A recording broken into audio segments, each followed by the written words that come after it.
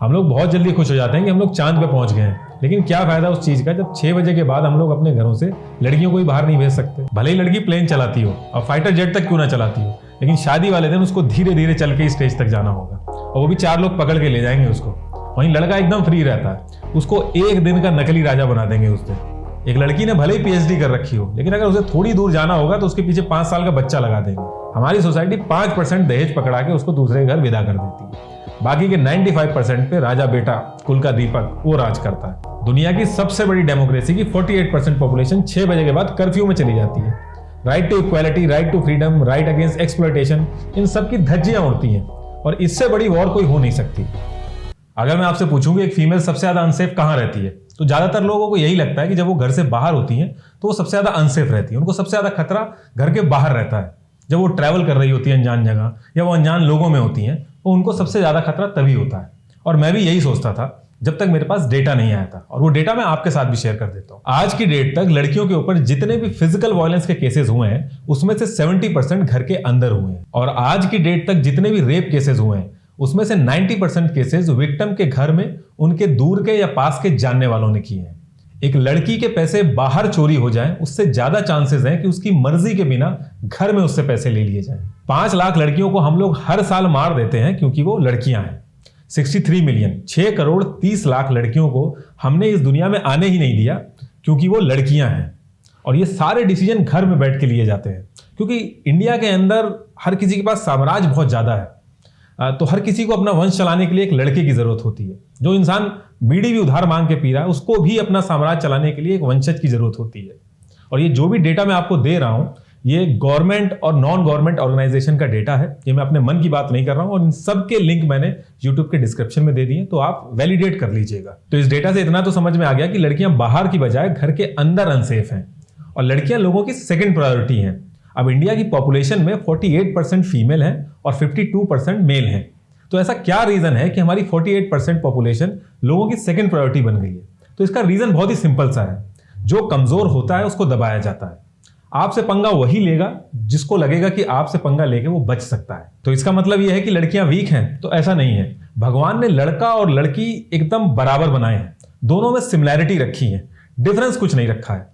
कुछ डिफरेंस रखे हैं, और वो डिफरेंस इसलिए रखे हैं ताकि रिप्रोडक्शन साइकिल पूरा हो सके। वो इसलिए नहीं रखे हैं कि कौन वीपी बनेगा, कौन डिसीजन लेगा, कौन कार चलाएगा, कौन प्लेन चलाएगा, या कौन घर के बाहर रहेगा, कौन घर के अंदर रहेगा। अगर फिजिकल स्ट्रेंथ रेलेवेंट होती तो पूरी दुनिया के ऊपर सारे पहलवान रूल कर रहे होते। तो लड़कियां वीक तो नहीं है, लेकिन इनको पर्पसली वीक बनाया जाता है और प्रॉपर प्लानिंग के तहत वीक बनाया जाता है। और इसकी ट्रेनिंग बचपन से ही स्टार्ट हो जाती है। जैसे ही बच्चा होता है, अगर लड़की होती है तो बारबी डॉल, घर घर सारे केयरिंग और कोऑपरेटिव गेम दिए जाते हैं, और लड़का होता है तो उसे गन पकड़ा दी जाती है। कार रेसिंग, सुपरमैन, सारे अग्रेसिव और कॉम्पिटिटिव गेम दिए जाते हैं। ये बच्चों की चॉइस नहीं होती है, ये उनकी चॉइस बनाई जाती है। लड़कियों की तरह भाग रहा है, लड़कियों की तरह कपड़े पहने हुए हैं, लड़कियों की तरह रो रहा है। माँ बाप ये सारी चीजें लड़के को जब बोल रहे होते हैं, तो वहीं बगल में उसकी बहन भी ये सारी चीजें सुन रही होती है। तो वो क्या सोचेगी कि लड़कियों की तरह भागना यानी कि बहुत बेकार भागना होता है। एक लड़की लड़के के कपड़े पहन सकती है, लेकिन अगर एक लड़का लड़की के कपड़े पहन लेगा तो ऐसे कर देंगे जैसे कि एक किसी बहुत ही छोटे आदमी के कपड़े पहन लिए, कि लड़कियों की तरह कपड़े पहने। एक एज आते ही लड़कियों को समझा दिया जाता है कि कैसे बैठना है, कहाँ जाना है, और घर वापस कितने बजे तक आ जाना है। लेकिन लड़कों के लिए पूरी फ्रीडम है। एक लड़का जिप खोल के यूरिनेट कर देता है रोड पे, वो बहुत ही नॉर्मल चीज है। लेकिन उसी रोड पे अगर एक लड़की स्कर्ट पहन के चली जाएगी तो वो बहुत एबनॉर्मल है। अगर आप देखें तो दोनों में से क्या ज्यादा एबनॉर्मल है? एक लड़की ने भले ही पीएचडी कर रखी हो, लेकिन अगर उसे थोड़ी दूर जाना होगा तो उसके पीछे 5 साल का बच्चा लगा देंगे। एक्चुअल में अगर उस लड़की के ऊपर कोई थ्रेट हो भी जाए तो 5 साल का बच्चा उसको कुछ कर नहीं सकता, बचा नहीं सकता है, लेकिन उसके बाद भी उसके पीछे 5 साल का बच्चा लगा देंगे। और वही बच्चा जब बड़ा होता है तो अपने आप को बहुत स्ट्रांग और रक्षक समझता है, और लड़कियों को वीक समझता है। और बचपन से ये ट्रेनिंग इस लेवल की होती है कि लड़कों के दिमाग पे हावी हो जाती है। वो दुनिया में किसी से भी हार जाएंगे, लेकिन लड़की से हारना बर्दाश्त नहीं कर सकते। एक लड़का सबसे ज्यादा वल्नरेबल होता है जब उसको कोई लड़की रिजेक्ट करके जाती है। और कहीं ना कहीं ये अटैक जो होते हैं, जो रेप केसेस होते हैं, इनके भी पीछे कहीं ना कहीं यही साइकोलॉजी काम करती है। एक इंसान को सबसे ज्यादा जरूरत होती है पैसे की, किसी भी चीज के कंपैरेटिवली। लेकिन बैंकों में हर रोज चोरी नहीं होती है, क्योंकि सबको पता है कि वहां का सिस्टम बहुत ज्यादा स्ट्रांग है। अगर वो वहां पे चोरी करेंगे तो पकड़े जाएंगे, उनको फांसी नहीं होगी लेकिन वो पकड़े जाएंगे। लेकिन रेप केस आए दिन होते रहते हैं, क्योंकि क्रिमिनल को ऐसा लगता है कि उसका विक्टिम बहुत वीक है और यहां पे अगर वो क्राइम करेगा तो बच के निकल सकता है। डोमेस्टिक वायलेंस के पीछे भी यही सेम साइकोलॉजी काम करती है। जितने भी सोशल इंस्टीट्यूट होते हैं वो मेक श्योर करते हैं कि शादी से पहले ही किसी न किसी रस्मों रिवाज से ये चीज दिमाग में बैठ जाए कि लड़की लड़के से वीक होती है। और ये मैं सिर्फ एक रिलीजन की बात नहीं कर रहा हूं, आप कोई भी रिलीजन उठा के देखेंगे सब में है ये। भले ही लड़की प्लेन चलाती हो और फाइटर जेट तक क्यों ना चलाती हो, लेकिन शादी वाले दिन उसको धीरे धीरे चल के स्टेज तक जाना होगा और वो भी 4 लोग पकड़ के ले जाएंगे उसको। वहीं लड़का एकदम फ्री रहता है, उसको एक दिन का नकली राजा बना देंगे उस दिन, और उस एक दिन का नकली राजा बनने के लिए वो कई टाइम तक EMI जमा करता है। और इनके नाम भी बहुत सोच समझ के दिए जाते हैं, स्वामी, खामीन, शौहर, पति, हस्बैंड, करोड़पति यानी करोड़ों का मालिक, तो पहले से ही उसको मालिक बोल दे रहे हैं। तो इस छोटी छोटी चीजों से अनसेड कम्युनिकेशन में बताया जाता है कि कौन मालिक है और कौन नौकर है। हमारी सोसाइटी मेक श्योर करती है कि लड़कियों के हाथ में कुछ हो ही नहीं। एक सिंपल सा लॉजिक है कि एक इंसान के 2 बच्चे हैं, जो भी उसकी प्रॉपर्टी है वो दोनों में हाफ हाफ होनी चाहिए। हमारा कॉन्स्टिट्यूशन तो यही कहता है, लेकिन हमारी सोसाइटी नहीं कहती है। हमारी सोसाइटी 5% दहेज पकड़ा के उसको दूसरे घर विदा कर देती है। बाकी के 95% पे राजा बेटा, कुल का दीपक, वो राज करता है। और वो 5% भी कहने के लिए उस लड़की का होता है।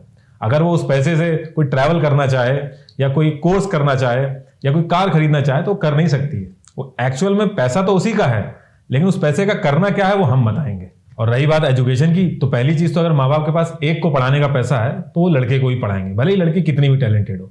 और इन केस लड़की को पढ़ा भी दिया तो उनको भ्रम हो जाता है कि हमने तो लड़की की एजुकेशन करा दी है, वो कहीं भी मात नहीं खाएगी। और जब उसके हाथ में ही कुछ नहीं है तो चाहे आप कितनी भी एजुकेशन करा लीजिए वो तो मात ही खाएगी। मायके में उन्हें पराये घर जाना है और ससुराल में तो वो पराये घर से आई है, तो उनका एक्चुअल घर कौन सा होता है ये तो आज भी एक रहस्य है। और आप घर के बाहर अगर नेम प्लेट भी देखेंगे तो कभी भी घर की बहुओं का नाम नहीं लिखा होता, ताकि उनको पता रहे जब वो घर के अंदर आए तो ये घर किसका है। और गलती से अगर लड़की अपने पैसों से घर खरीद ले या माँ बाप के लिए कुछ कर दे तो उसका क्रेडिट भी लड़कों को दे देते हैं कि भैया हमें तो लड़की नहीं, हमें तो भगवान ने लड़का दिया है, उसका क्रेडिट भी उसको नहीं मिलता। 3 में से 1 औरत डोमेस्टिक वायलेंस का शिकार होती है। और अगर आप नोटिस करेंगे तो दुनिया में कोई भी वायलेंस करता है तो सिर्फ और सिर्फ कंट्रोल पाने के लिए करता है। और सेम यही चीज यहाँ भी होती है। फाइनेंशियली तो उनको वीक कर दिया जाता है और उन पर कंट्रोल पाने के लिए उन पर वायलेंस होता है। अब ये वायलेंस अलग अलग तरीके से होते हैं, हर घर घर के हिसाब से अलग होता है।